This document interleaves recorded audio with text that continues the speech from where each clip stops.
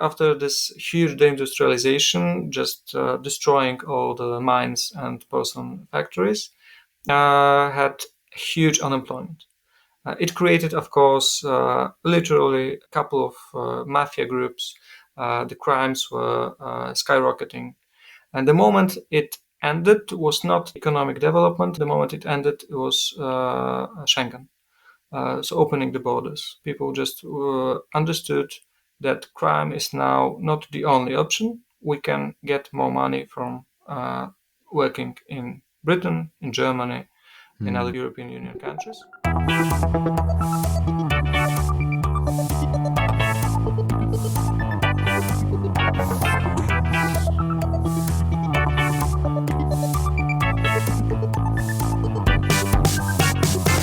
Milan ou Tripoli, Vilnius ou Benghazi, Paris, Moscou, on fait le boonga, boonga. Bangkok ou Bogota, Le Caire ou Jakarta, Gustavia, on fait le boonga, boonga. Stockholm ou Monaco, ou Montevideo, Oslo, Tokyo, on fait le boonga, boonga.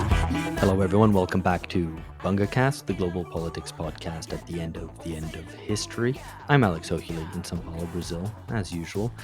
Today I am happy to be joined by Maciej Szlinder, who I will introduce in a second. He's a philosopher, a member of the General Council of the Polish political party Razem, and president of the Polish Basic Income Network. And that should already tell you a little bit about what we're going to be speaking about today. Hello, Maciej. How are you? Where are you joining us from? Hello, thanks for having me. It's a pleasure for me. Thanks for the invitation. I'm great. After the elections, a lot of things to thought about. Now I'm in Wałbrzych, the place I'm living. Waldenburg. It's in Lower Silesia region near Wrocław. Okay. And what's that region like? What is it like to live there?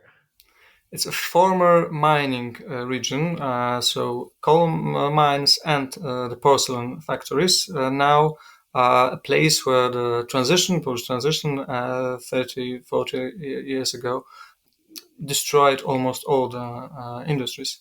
That means we are the reindustrialized region after the former regime. Okay, that's good. I mean, well, it's not good, but it's interesting because I do want to ask about deindustrialization at some point as we go along this discussion. And we're going to start by talking about Poland's presidential election, which happened over the weekend. We're going to start with that. We're going to move then on to the political party you're a member of, Razem, discuss what its proposals are, what its pitch is, talk about perhaps a little bit about the European scene and Poland in a European context. Before moving on to Poland's history, particularly what we want to talk about is Poland's post-transition history and the way that I think for a lot of Western liberals, Poland was very important and what its position is now and how it's viewed. And then finally, I think we'll talk a little bit about basic income, which is a topic we've talked a lot about on this podcast over the years, but it's been a little while since we've touched on it. And it'd be interesting to discuss basic income specifically in the Polish context. So that's what we're going to be talking about. As I just said, Poland went to the polls at the weekend for this presidential election. As I understand it, the president can't set policy, but does have veto power. And obviously has election of the president will always have an important symbolic role. I want to ask you a little bit about that in just a second. But as I was saying, Poland represents, from my perspective, and I think the perspective of this podcast, probably the one most successful post-communist transition, but also the home of this right populist political challenge. And I think that's interesting because if we think about Poland from the perspective of Western liberals, from the late Cold War onwards, Poland's been really important. Poland's been romanticized. They adopted Solidarność and its cause, and then Poland, as far as I know, was understood and expected to be this beacon of liberal democracy, of economic liberalism, specifically in political democracy, as well as probably social stability under the church, which was held to be, I think, kind of unifying and apolitical figure in Polish society. So I want to ask you what happened, maybe as a way to get started. And you know, forgive me for asking a question which might be too difficult to answer right from the start, but just as a way into this conversation, what does Poland represent to Poles today? If you can answer that, or at least what are different visions of it? Or if it's easier, or in addition to that, if you want to answer what Poland you feel Poland represents for the rest of Europe today? I think the first question will be a little bit easier, but still not so easy, quite difficult.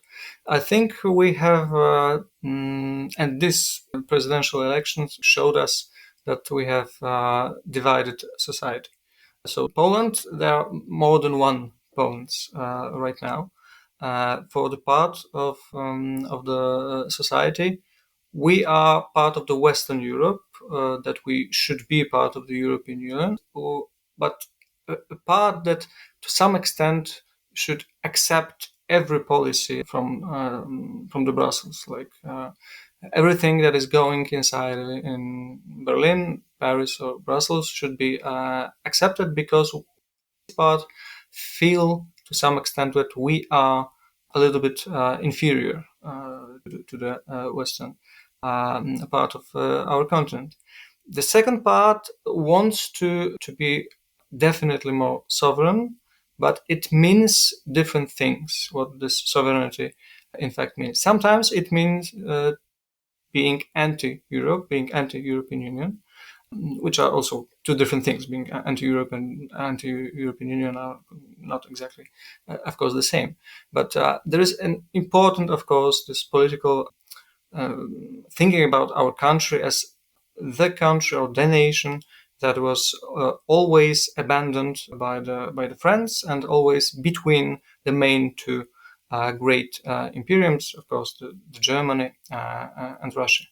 And in this sense, the main attacks in every Polish elections, parliamentary or presidential, always is accusing the other side of being manipulated by Berlin, manipulated by Moscow, and these kind of things are really important. And to proving that we are not connected to the other imperiums is one of the most important things to show we are the truly Polish sovereign part of the political spectrum.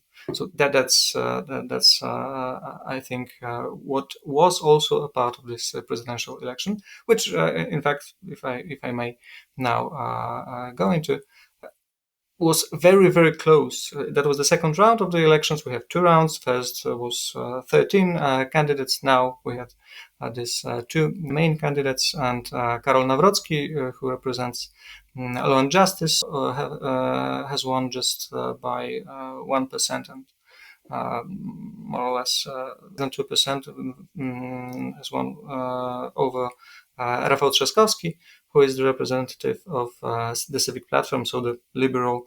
Now he's a mayor of Warsaw, so important politician connected with current government. And Nawrocki was absolutely a new person in Polish politics. Someone like 6 months ago or 12 months ago, almost no one in Poland knew. He was director of a Polish Institute of Polish Memory, so a historical, let's say, a historical institute, and not a member of any political party. But because of this decision of the leader of Law and Justice, he became the candidate for the president, and now he finally has won these elections. That means many things to us, because we really, like yesterday, we were not sure who will be the president, and right now we know that, and that means, from one point of view, it means that the political system won't be closed, because the government is liberal and the president is connected to the let's say right wing. But the second thing, because this left, right, and liberal in Poland, as in many other countries, are not so as it used to be, so it's not so clear.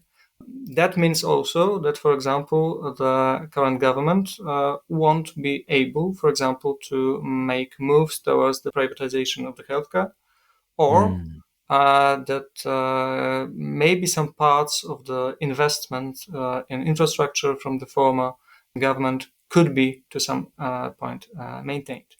On the other hand, that means, of course, because the right-wing politicians are connected and want to show themselves as connected to Donald Trump, to the project of MEGA, of Make Europe Great Again. That means that Trumpism in Europe after these elections, of course, is a little bit stronger than before. So geopolitically, that could be understood as a problem. But the real geopolitical decision for the polls was not exactly Trump or the United States or Europe, because the Civic Platform and the liberals were not exactly only representing European Union as it is, but the core of European Union. So I would say the German core, the political and of course also private connections to many German politicians are quite visible and obvious. And if we understand European Union as having a lot of troubles and problems because of the leadership of Germany, that also means that our liberals are close to those that are to some extent responsible for the problems of European Union as it is. Fantastic. Well, that sets up beautifully.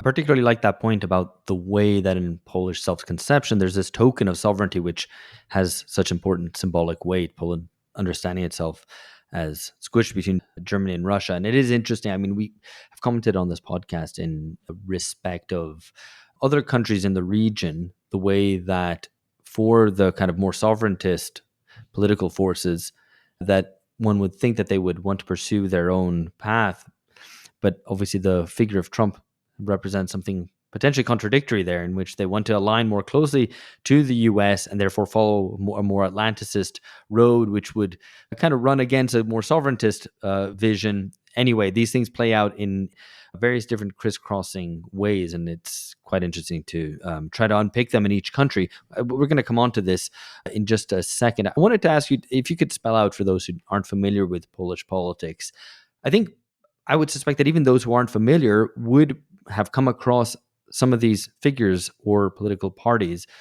Civic Platform, which is so closely associated to Donald Tusk, and I think people will know Donald Tusk for being the leading EU anti-populist, I guess, probably together with Belgium's Guy Verhofstadt. So this figure will have appeared before, and I mean, I think certainly for British listeners, over the whole Brexit experience, Tusk emerged as obviously this very strong anti-Brexit voice. And then on the other hand, Law and Justice is kind of, if I'm not mistaken, perhaps the kind of original dangerous conservative populists on the European scene, certainly in Central or Eastern Europe. So I guess these are parties or figures which are familiar, and of course the Kaczynski twins, of which there's only one remaining, they themselves also kind of, I think, have had a significant profile. Is there another way you can kind of describe this political duopoly, and how did they campaign in this presidential election?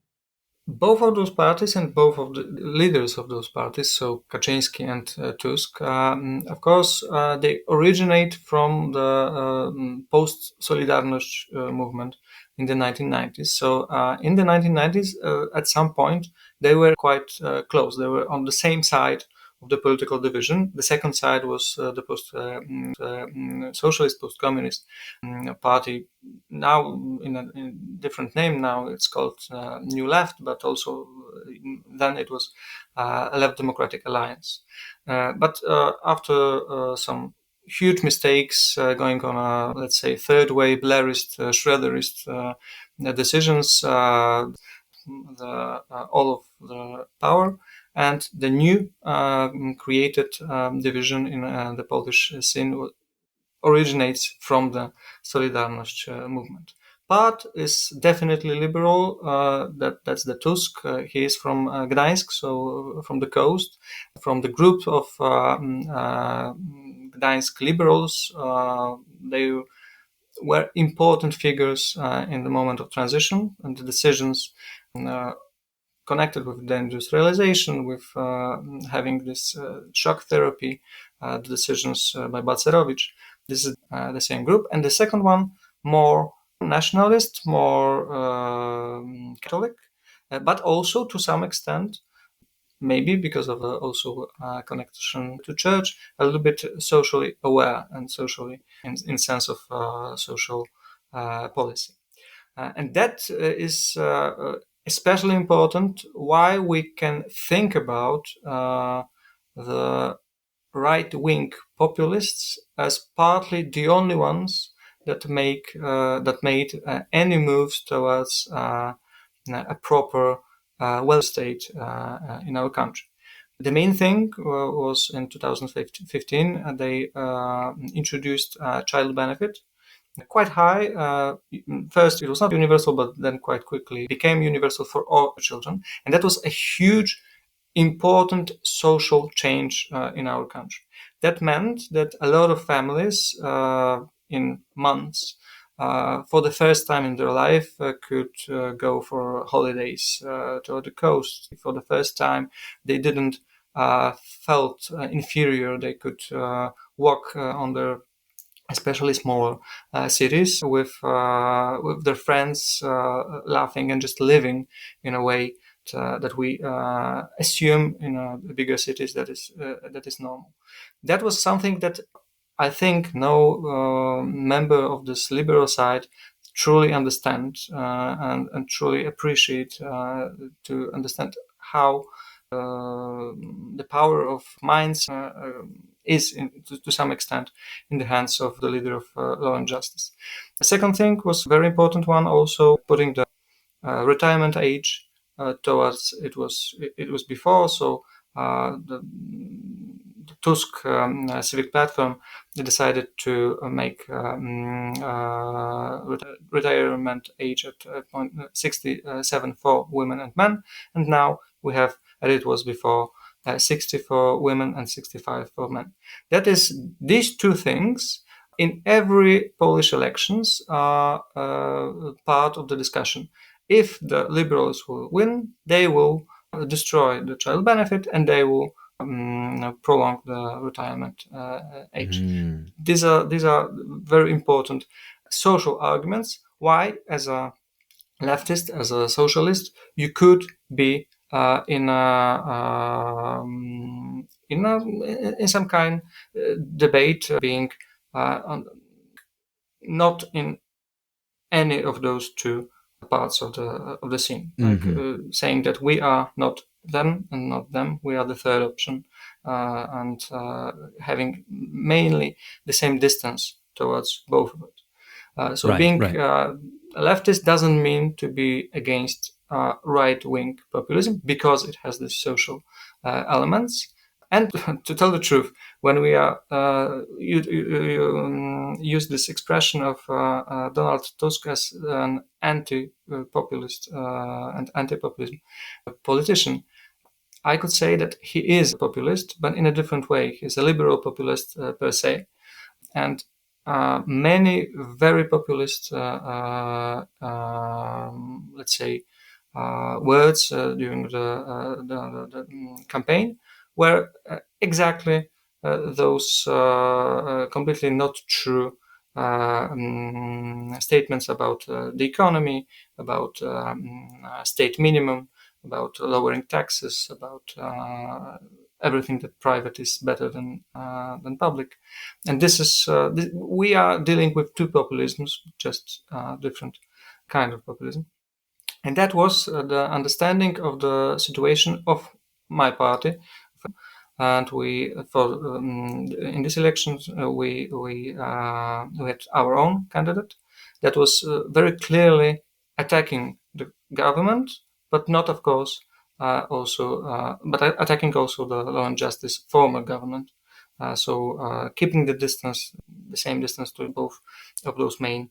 And that was a strategy that gave Adrian Zandberg almost 5% in the elections, which is quite a good result, because we have never had such a result as a party in the polls.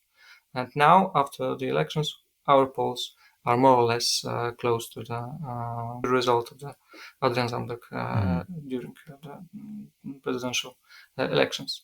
And this is the moment to maintain being not being pushed into any of those two sides of the political spectrum. That's perfect. Which is not, of course, an easy task.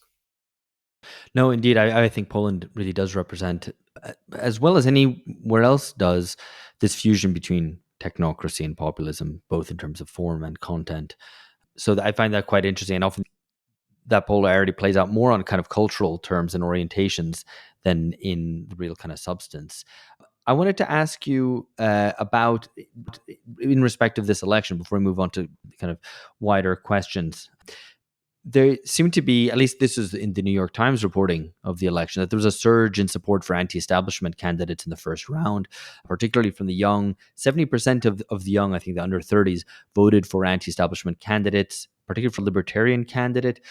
So does this suggest a tendency, a move away from this duopoly, that people are searching for kind of other solutions? And where are they looking for them if they are?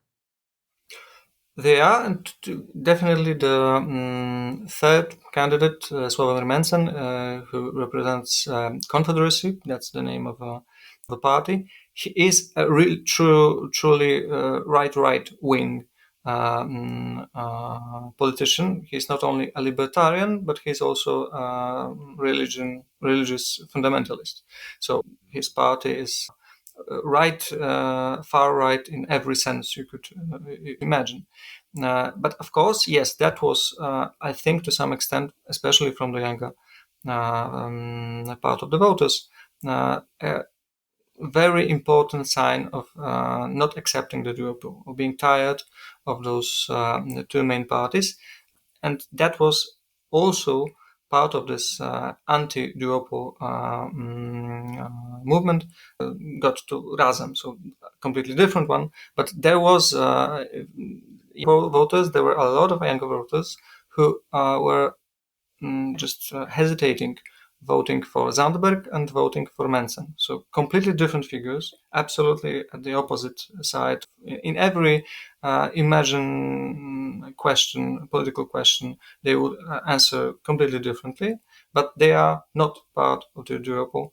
And that's why they both had quite a good results. Unfortunately, one of those also anti-establishment figures, Grzegorz Braun, ended as a fourth one, and he is in fact kind of a monarchist, anti-Semitic, pro-Russian. So Right. let's say not only far right, but to some extent lunatic, part of the political scene. But yes, that was the elections that both main representatives of both main parties got only 60% of votes. So 40% of people said no to this duopoly we have since 2005. Well, so this is interesting because this is also on the back of increasing turnout. I think I'm right in saying Poland has had very low political participation since the 1990s. Very low party membership. Trade union membership is also relatively low. I think it's something like 10%. And participation rates have been under 50% for everything from regular elections to constitutional referendum, which tend to actually generate higher turnouts in many more contested situations. And yet, the turnouts have been low. And yet, it seems that in recent elections, and particularly this one, turnout was relatively high. I think the first round was 67%. I couldn't find figures for the election over the weekend. Is that a significant change? It was more than 70, I think 72, as far as I remember. But yes, it is changing. And the most important is that the young people between 18 and 29, the turnout was even greater, like 75 or 76%, which is a completely new thing for us. But it is not these elections, but also the elections 2023, so the parliamentary ones, that were definitely the elections against the former government, the Law and Justice government that changed the abortion law to make it more strict. Was full of cronyism and a lot of bad decisions. And a lot of people just went to the polls thinking that after this 8 years of governing by law and justice, the change is something indispensable. The problem why now they also voted in the elections, but they voted completely differently, is because the government didn't deliver on its promises at all. It's one of those governments that is losing popularity every month. So, like for example, the Labour Party in England just after the elections, also a huge many That bad, promises. huh? Exactly, and they didn't deliver the promises connected with the cultural things, so LGBTQ rights and abortion laws. But they also didn't deliver on any other things, and they stopped to some extent the investment processes, especially connected with the central communication part, which was the main investment project of Law and Justice, but it was connected to Law and Justice, but in fact it had a huge, and it still has, a huge popularity in Poland. It's an airport in building a very big airport in the middle of Poland, but also connecting this airport and the whole country by railroads and by new trains. In case of infrastructure, in case of communication, that is a very important thing, and the new government was against it from the beginning, and now just before the elections they were trying to show that they won't stop it, but they in fact didn't do anything after winning. So that's the thing that people see, and all those moral elements were also not delivered. They were supposed to put the end to cronyism, and it's exactly at the same level as it was before. So they lost also the moral right to some extent show that they are in any sense better or different than the former regime, former government. So that was the main reason why, in fact, Karol Nawrocki yesterday has won. Absolutely terrible government, which you could also see in things that you like. Most of the people every like daily interact. First of all, the healthcare, which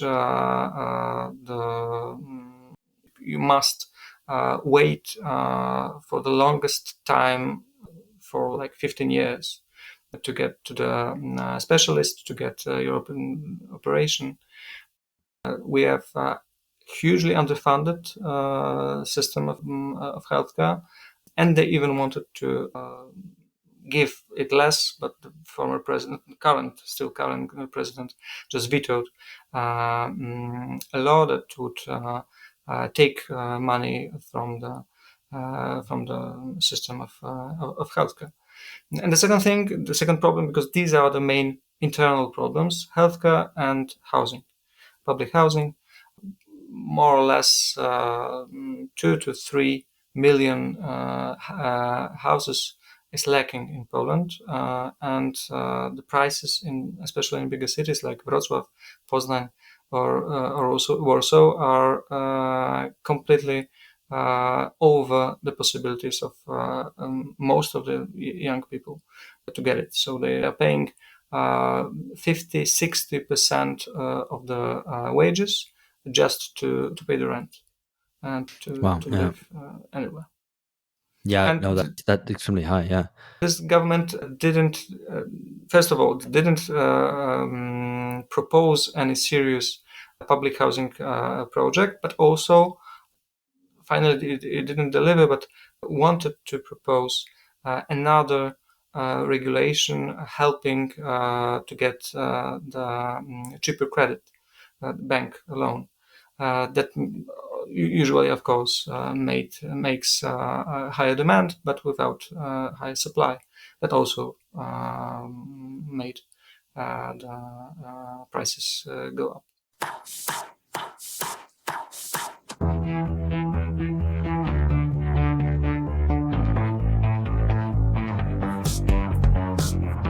Okay, let's move on to your political party, Razem, and what its proposal are. Let's start with that. How does it situate itself on the political spectrum and with regard to other parties of the left? We could understand ourselves that we are kind of a social democratic or socialist party. We are, in fact, probably both.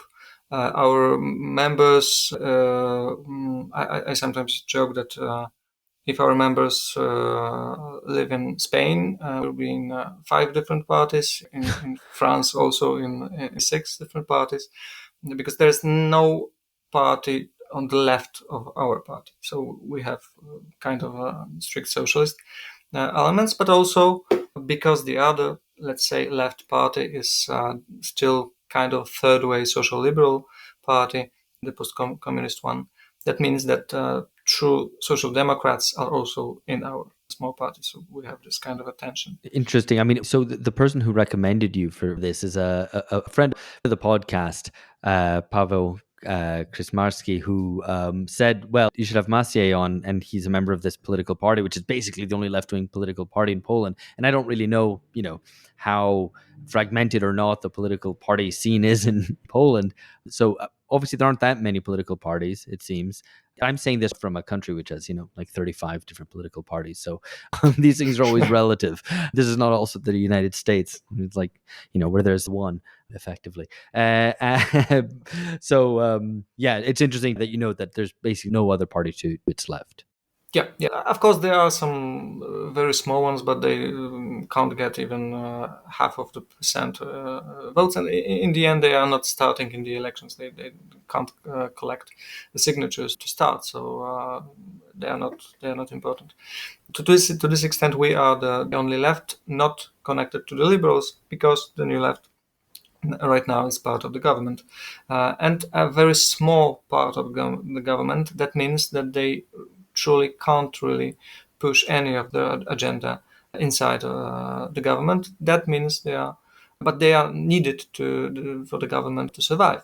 That means they are taking every attack for themselves, but not showing what they could do from leftist agenda. They are not delivering almost anything. So yeah, that's the thing. The important part that we tried to show during this campaign, because we in the last elections, parliamentary elections, both of those parties I mentioned, so our Razem and the New Left, we were a coalition, so we started together. And after some time, they decided to join the government, and we decided to stay in an opposition, so we split. And that meant that we also had different candidates for the president. And our was a little bit better, 0.5% more than Magdalena Bied. That was the representative of New Left. The main thing we are, in fact, during this campaign and a couple of months before the campaign also, emphasizing mainly the thing of investments, more investment in healthcare. We have spent only around 6% of GDP on healthcare. It's one of the lowest numbers in Europe. We need at least 8% to make it working.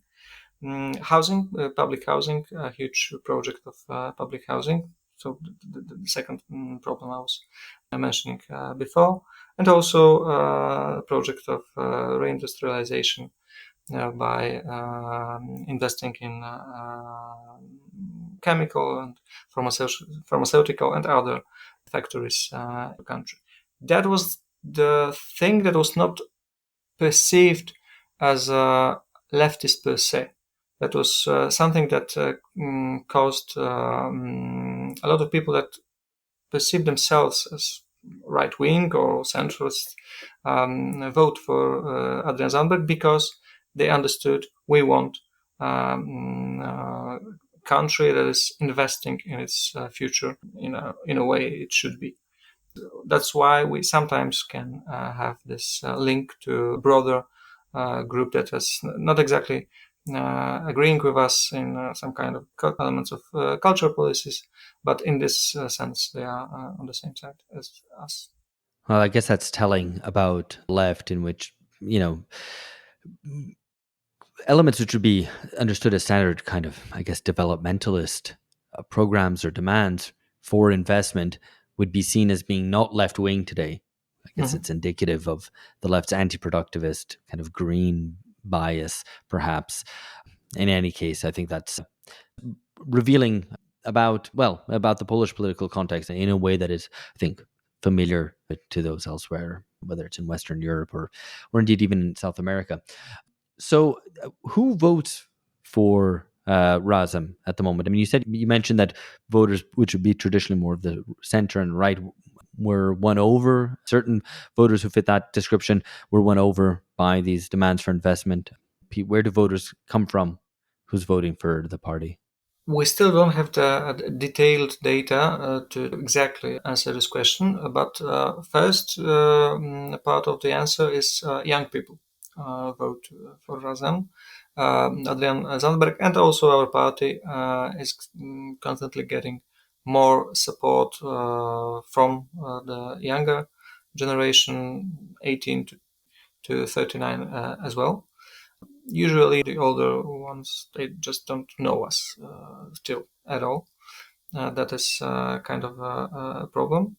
Still, we are trying, and to some extent, it is successful. But still, we have definitely better results in bigger cities, the academic ones. If you check the votes of people in the universities, definitely we are first or the second party there. That means that to some extent we also are perceived as a kind of meritocratic party that just understands some processes. But that's one of those problems. We still cannot. We are trying, and to some extent, there are some successes, especially in these elections. But we are at the beginning of the on the way to get the workers back to the left. Still, most of the workers just understand that the ones that could give them anything was and is still law and justice because they proved it could be. First, this child benefit. Second, some kind of some elements connected with the retirement age, and the third, also the minimum wage, which was Mm. taken care better, of course, in comparison to the liberals. And I guess we can surmise, I mean, I'm surmising here from just some basic data, but the working class probably largely didn't vote in Poland. Given the low turnout figures, I would imagine that to be the case. I mean, just by the tendency that middle class, upper middle class tend to vote in higher proportion in most countries. When turnout was kind of 40% or something like a decade ago, imagine a lot of workers simply weren't voting. And if turnout now has increased to something like 70%, that's a lot of workers, particularly young workers who are involved in formal political participation in a way that they weren't. Yes, but I think it was the case. It was the case that, of course, the workers voted a little bit. The turnout was worse, but I think it is changing right now. It is changing as well, but also in this anti-establishment version. That means they are voting both, to some extent, of course, for us, but in unfortunately bigger numbers, they are also voting for the far right libertarians, even if their interests are completely contradictory to their political program. But years and years of neoliberal mainstream education, economic education, and all the main media was just saying the same neoclassical, neoliberal stuff. That meant that a lot of workers still in Poland think that with lower taxes and more economic freedom, they could be better off, which is not true, but they just didn't. In fact, of course, we also, as you mentioned, the unions are not strong in Poland. We have only like more or less 10-12% of the workers are members of unions. So we have no labor is not organized in a way that could rule the minds of workers in any sense. And this is interesting. I mean, the percentage of workers in the labor force in manufacturing is still reasonably high. I mean, I think it's 25%. Is that right? I don't remember the exact, but yeah, it could be. Something like that. I mean, yeah. So there's still a substantial share in manufacturing, and yet, yeah, unionization is obviously very, very low. I want to come on to these issues. Are something I guess we'll touch on when we talk about basic income in just a bit. But I don't know if there's anything else you want to highlight in terms of Razem, and if there's a specific constituency that Razem is seeking to speak for, or is it a kind of speak on a more general basis?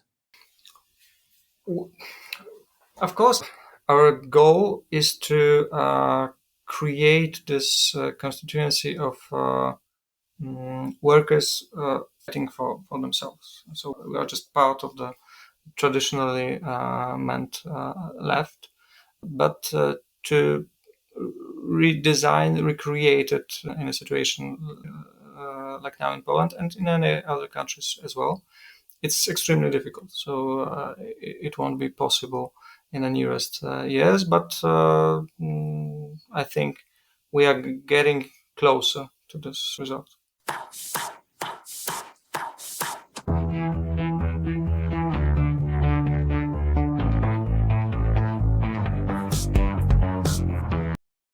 Okay, let's move on then to the history of the past 35 years. By some estimates, only a minority of former Eastern Bloc countries have had a successful transition and progress at fall of communism. You have Branko Milanovic's famous calculation of looking quite basically at real GDP growth since 1990. And there's very few countries which come off well at all. But Poland is the one that comes off best. It has had an average growth of above 3% per annum over the course of that period. So, I mean, in a world of low growth in which we've become accustomed to low growth, what accounts for Poland's success, such as it is? To some extent, the links with German economy. A lot of industrial connections and a lot of also personal connections made us, for example, not really suffer huge problems during the crisis of 2008. That meant that we are, as it was called, green up, green. We didn't suffer what the countries of the Mediterranean did. But the GDP is one of the variables and one of the numbers that we could look at, but still are about an economy which is based on higher exploitation.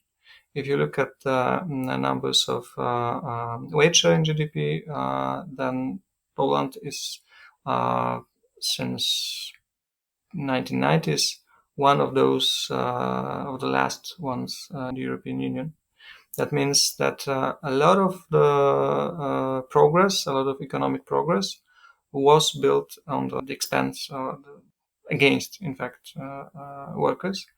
And the inequalities in Poland also have risen, increased a lot quicker and greater than in countries like Czech Republic, for example, or Hungary. Now, that meant that there is a cost of this economic development, and it's a social cost. Well, I mean, the figures on even regional inequality are surprising. I mean, it's something like Western Poland is close enough to the EU average, below it, but close enough to it, whereas Eastern Poland is one of the poorest regions in the entire EU. And I guess that is one way of capturing that inequality. I mean, how have Poles understood the past 30 years economically? I mean, is it understood as one of kind of success, even if things personally become maybe a little bit more challenging in one way or another? Or It is perceived as a success, but not for everyone. And this geographical division you mentioned is very important because when you look at the map and map of votes in almost all elections, the northern and western part usually votes for the Civic Platform, and eastern and southern part votes for law and justice. And that is the result of, first, of course, cultural division. The church is materially more powerful in eastern part of Poland, but also law and justice also made that shift to put much more money to the eastern part of Poland. The idea of development by Civic Platform before 2015 was to put as much money as possible in a couple of big cities and to create European cities like Poznan, Wrocław, and Warszawa that we can be proud of. And if they will be developed, then probably there will be this trickle down effect towards smaller cities and other parts of Poland. It didn't, of course, it couldn't happen, and it didn't happen. Law and justice just turned it around, and sometimes without any meritocratic, any transparent systems, they just decided to put personally part of the funding towards the eastern part, eastern cities, smaller ones, smaller eastern regions of Poland. And that, to some extent, created a situation where you can't really get out of this division because the people remember that me, my friends, my family, everyone in our city just benefited because of this government, and we suffered under the second one. And it's in some extent huge difference. That means that these inequalities, regional inequalities, during the law and justice time was to some extent decreased. Now is getting worse again. right, interesting. I wanted to ask about immigration. I don't want to spend too much on it, but as someone who lived in London for a long time, I've encountered many Poles in London, and I understand that's reversed, but I don't know if that's just a flux between the UK and Poland, or if that applies to immigrants as a whole. How is that? Is that a factor in Polish politics at all? Yes, definitely. Immigration is an important, but I'll just tell you a small story about my city. I'm just living right now. Wałbrzych, after this huge deindustrialization, just destroying all the mines and porcelain factories, had huge unemployment. It created, of course, literally couple of mafia groups. The crimes were skyrocketing, and the moment it ended was not economic development. The moment it ended, it was Schengen. So opening the borders. People just understood that crime is now not the only option. We can get more money from working in Britain, in Germany, in other European Union countries. And we don't have many to rob now because we have robbed last couple of years.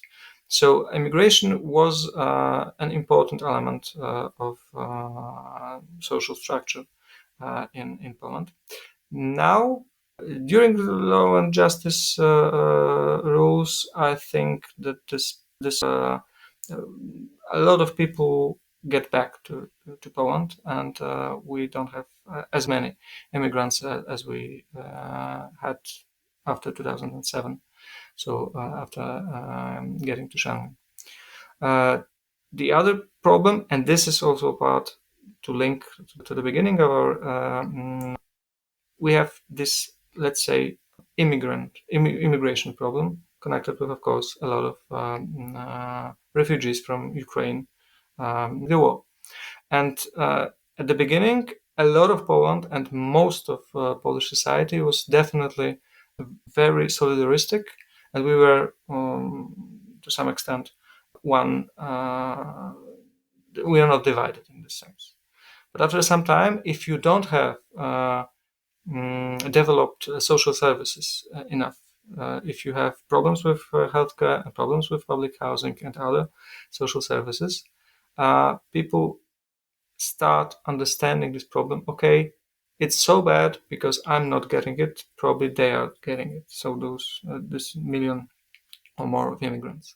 Of course, it's not true. But if you don't have enough resources and you are taking a lot of immigrants in this situation, of course, you are creating a situation that when it is not well handled, you have those tensions between Polish and Ukraine people, and that's main element, or I think main cause of very good result of Grzegorz Braun, so this fourth far right. The kind of Yeah, crazy monarchist, right? exactly.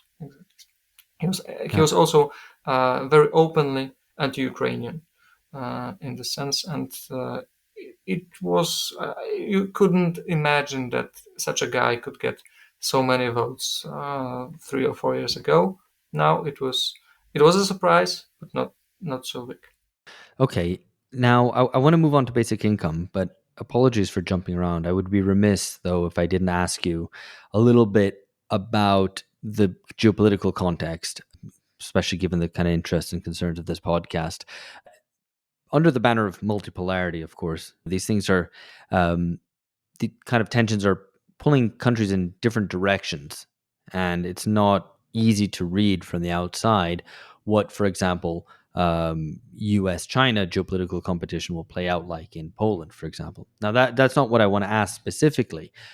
I did want to ask you more with reference to what you mentioned at the beginning about Poland always having this self conception of being squeezed between two imperiums, between Germany or the EU now and Russia on the other side, and of always being very pro American, one of the most pro American European countries. How the return of Trump is playing out. I mean, I know you've already made some reference to it, but I'm interested in how Poland is positioning itself geopolitically and if this is a subject of political contestation in, for example, last weekend's election or in general. To some extent, both of the main parties are trying to show they have good relationships with Donald Trump and his administration. Because, as you said, Polish society is extremely pro-American. It has been for years. And Law and Justice, probably the most successfully, shows it is the Trump party in Poland. But the Confederacy, the libertarian ones, libertarian far-right ones, also present themselves as those that have the closest in the agenda because they are more libertarian. And if you think about Elon Musk, of course, and part of the agenda of Donald Trump, of course, they have rights to claim that. But also Donald Tusk, who is the prime minister, also is trying to show not only as a leader, a European leader, but also making a lot of moves showing that Donald Trump is an important figure for him. For example, important part of the elections was, and before this government was showing that we will have a huge deregulation process. But this deregulation process was not proposed or handled by the prime minister. He just picked one of the most, the richest Polish guys, private billionaire, and just, okay, the prime minister asked him to do this job. it's your part. It's not the democratically chosen representative. He's just a friend of the prime minister that is, in fact, a billionaire. And he is responsible now for all the deregulation projects of the current government. So Tusk wanted to have Polish Elon Musk on his side. And they are not really openly attacking Trump in any way. The New Left is trying to do that to attack Trump. This is one of the very few moments they are trying to show they are different from the liberal part of the government, but it's not a very important effect. Okay, excellent. I would like to discuss that more, but we don't have that much time. So I figure we'll move on to basic income. And regular listeners to this podcast will know that we've discussed this a number of times. I don't want to rehearse here, mainly because of reasons of time, all the arguments for and against basic income. I wanted to ask you more specifically about the Polish context and what your argument, what case you would make for basic income, specifically in the Polish context. Mhm. I think, as usually, the debate about basic income in Poland is just not so developed as in countries like Brazil, Spain, or the UK. But the very important moment when Polish people started thinking about basic income as something that is not completely strange or abstract was exactly this child benefit introduced by Law and Justice government, because the main main arguments against this child benefit were exactly the same as those against basic income. So first of all, we can't afford it. Second, people that will get money, the poor people that will get money, will waste it for alcohol, drugs, and this kind of thing. People will stop working because they will get money for free from the government. And all those arguments, of course, turned out to be not true. The economy uh, developed in a quicker way. Definitely, people spent the money they got on children in a different way, but on children they didn't waste it, and there was no effect or no negative effect on working. So the main arguments were just proved to be wrong. That meant that we could use it to say, okay, we created this child benefit. Of course, basic income is something definitely bigger, definitely more substantial, but still, you don't have to be so afraid. And at that point, we were closer to create, for example, an experimental pilot project. We prepared this kind of pilot project at the northern part of Poland, near the border with Russia. We were negotiating financing from the European Commission, but in the end, they decided not to fund us, and the project never realized. It was in 2020 to 22. So in the end, we didn't. We are not having a pilot project, but maybe at some point we will. So, how has the argument for basic income fared also in light of unemployment? Because Poland, as I understand it, used to have very high unemployment, something like it peaked at 20% in 2002, and now is much lower, it's around kind of 5 to 6%, and has been for the past years. Has that impacted the debate on basic income, whether positively or negatively? Not so much. Let's say that the unemployment is not perceived as an important problem in Poland for a couple of years. It starts to be because we have exactly this year we have a lot of collective redundancies, definitely more than we used to have in former years. So still we can't see it in a number in unemployment figures. The situation is changing.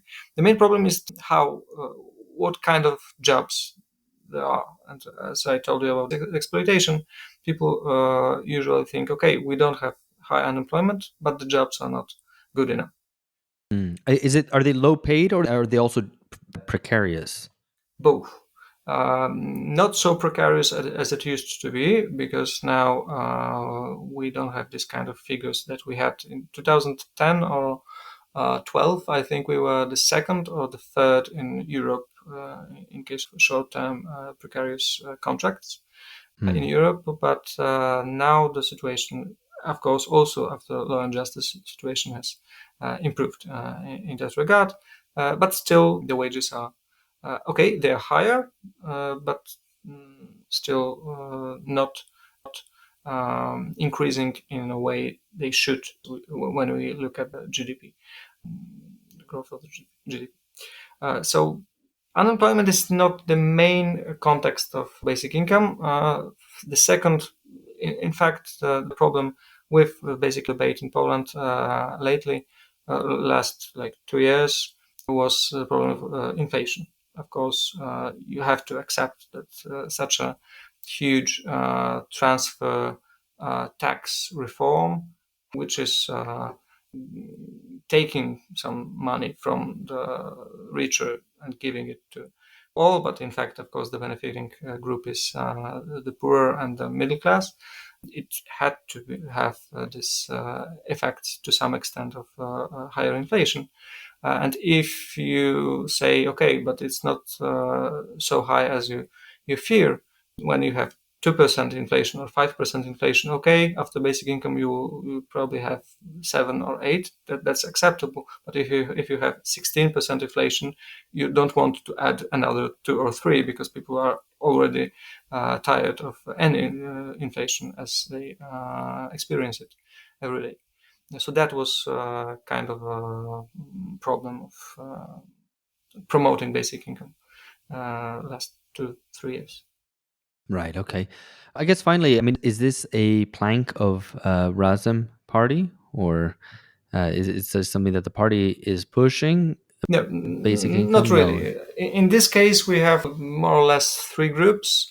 Part of the party is basic income supporters, part of the party is job guarantee supporters, and the probably biggest part is just developing social services and thinking we should create a welfare state as in good days of Scandinavian countries. That's the, let's say, the line of thinking.